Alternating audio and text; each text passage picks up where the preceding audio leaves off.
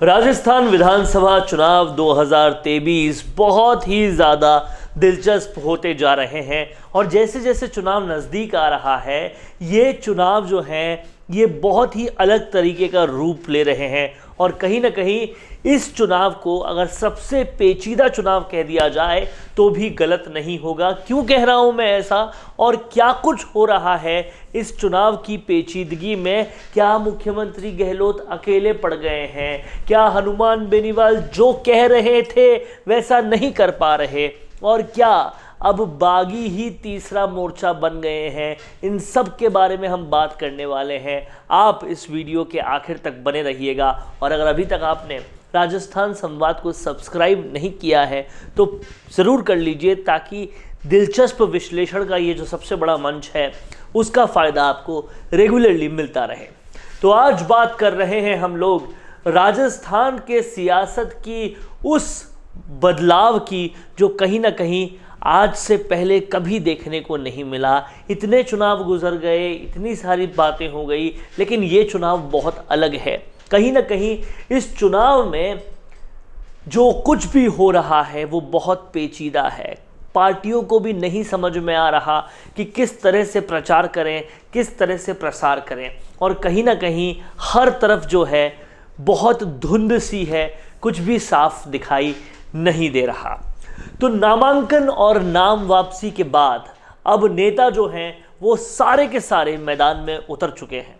दोनों पार्टियां जनता के कहीं ना कहीं वोट हासिल करने में लगी हुई है। आज से ठीक 2 हफ्ते के बाद मतदान है। ऐसे में आज हम बात करेंगे दोनों ही जो मेजर पार्टियां हैं वो किस तरह से चुनाव में उतर रही है। पहले बात करते हैं कांग्रेस की। कांग्रेस पार्टी इस बार अघोषित चेहरे के साथ, जिसकी कोई घोषणा नहीं है लेकिन वो चेहरा मुख्यमंत्री गहलोत का है, सबको पता है, उनके साथ मैदान में उतरी है, उनके साथ गारंटियों के साथ। इस बार अलग अलग बात यह है कि कांग्रेस आज तक जो है वो अलग अलग नेतृत्व के साथ आती थी, अलग अलग लोग मैनेज करते थे और फिर जिसका मैनेजमेंट अच्छा होता था, जो अच्छा मैनेजर होता था वो मुख्यमंत्री बन जाता था। इस गेम में अनडाउटेडली अशोक गहलोत हमेशा जीतते आए और इसलिए 3 बार मुख्यमंत्री भी बने। लेकिन इस बार परिस्थिति अलग है। इस बार पहले से मैनेजर अशोक गहलोत के ऊपर सारा दारोमदार है और उन्हीं को कहीं ना कहीं पूरी तरह से पार्टी को सत्ता में वापस लेकर आने की जिम्मेदारी दी गई है और इसके लिए गहलोत जो है वो पहली बार ऑफेंसिव खेल रहे हैं। वो हमेशा की तरह आक्रामक रुख नहीं अपना रहे, अब वो खुद नरेटिव सेट कर रहे हैं, डिफेंसिव नहीं खेल रहे। नरेटिव सेट करके जो वो नरेटिव सेट करते हैं उस पर भाजपा जवाब देती है। जहां मुख्यमंत्री गहलोत बिल्कुल मुखर दिख रहे हैं और एक अपवाद को छोड़ दे जो महेश जोशी का है, उसके अलावा सभी उनके चहेते लोगों को टिकट भी मिले हैं।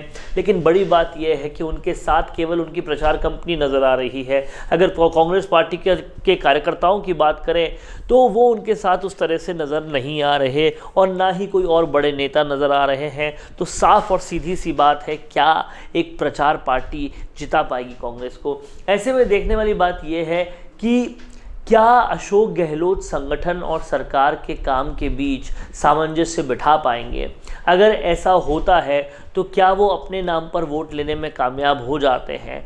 और कहीं ना कहीं ये सारे जो सवाल उठ रहे हैं बहुत लाजमी हैं। वहीं भारतीय जनता पार्टी में बहुत कुछ अलग हो रहा है। वो अभी तक एक स्थानीय मुख्यमंत्री चेहरे के साथ चुनाव लड़ती थी, लेकिन अब केवल एक कमल के फूल के सिंबल के साथ चुनाव लड़ रही है और उसी की तरह चुनाव में जा रही है और कहीं ना कहीं ये चैलेंजिंग होता जा रहा है बीजेपी के लिए और ये जो चैलेंज है बीजेपी को एक्सेप्ट करना पड़ेगा।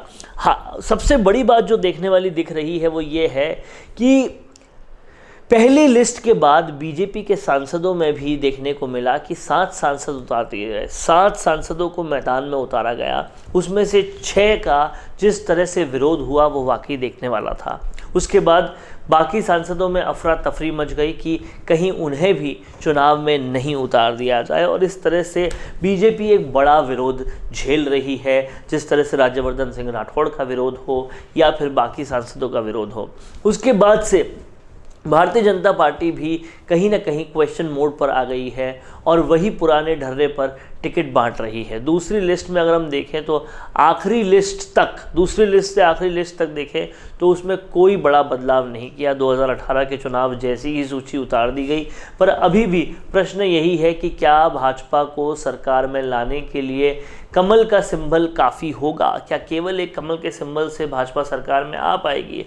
खराब टिकट वितरण का एक खामियाजा तो उन्हें भुगतना पड़ा ही है कि भाजपा के अब 21 बागी मैदान में आ चुके हैं। बिना चेहरे के कमल वाली पार्टी में कोई भी ये नहीं समझ पा रहा कि इन बागियों को समझाएगा कौन, और जो समझाएगा वो आखिर होगा कौन। अभी तक तो ऐसा होता था कि एक व्यक्ति जिस पर चुनाव की जिम्मेदारी होती थी वो इन सभी बागियों को समझाइश कर देता था और समझाइश करके बैठा देता था। लेकिन इस बार ऐसा नहीं हुआ, क्योंकि इस बार कोई, जैसे राजस्थानी में बोलते हैं, धनी दोरी ही नहीं है। तो बिठाएगा कौन, समझाएगा कौन, ये किसी को समझ में आ ही नहीं रहा। और बीजेपी जो है वो बिना गोल का तीर चला रही है, जिसका नतीजा अब ये है कि 21 बागियों के रूप में सबके सामने आ गए हैं। वहीं कांग्रेस पार्टी में 11 बागी हैं।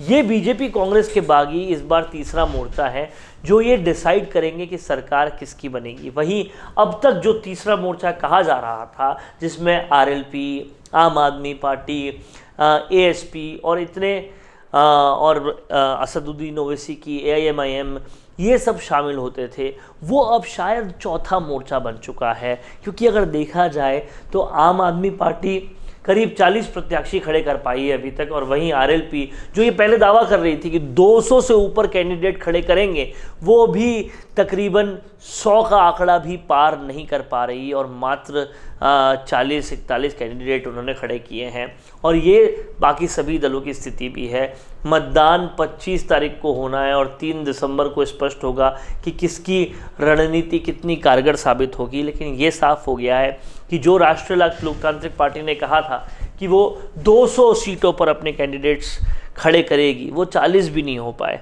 तो कहीं ना कहीं कथनी और करनी में तो हनुमान बेनीवाल के भी अंतर दिखाई दिया है। अब ऐसे में जो ये पूरा सिनेरियो चल रहा है उसमें बागी बड़े अहम हो गए हैं, और बागी के बाद निर्दलीय, निर्दलीय के बाद ये जो तमाम सारे पार्टियों से आए हुए लोग हैं, जो आम आदमी पार्टी से लेकर आरएलपी के लोग हैं, वो अब ऐसे में इन सब की संख्या बेहद ज़्यादा है। और ऐसे में ये सोचा जा रहा है कि क्या ये सारे लोग गेम चेंजर साबित होंगे, क्योंकि अभी तक जो फलौदी बाज़ार का सट्टा आया है या और जो सर्वे आए हैं वो एड्ज तो बीजेपी की बता रहे हैं, लेकिन कहीं ना कहीं कांग्रेस को उतना ज़्यादा कमज़ोर भी नहीं बता रहे जितना पिछली बार थी और 22 सीटों पे सिमट गई थी।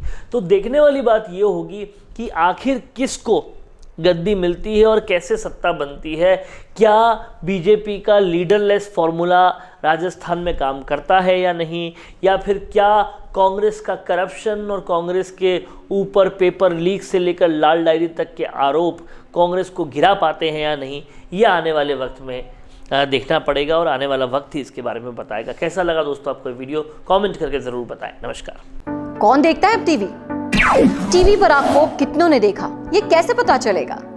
घर घर इंटरनेट पहुंचने के बाद अब सब कुछ है डिजिटल। आपका वीडियो कितनों ने देखा ये हर पल आपको पता चलेगा, इसलिए डिजिटल मीडिया में बनाइए अपनी पहचान। 4.5 करोड़ से ज्यादा व्यूज और 3,27,000 से ज्यादा सब्सक्राइबर वाले राजस्थान के चैनल राजस्थान संवाद पर करवाइए कवरेज। ज्यादा जानकारी के लिए व्हाट्सएप करें 7339900549 पर।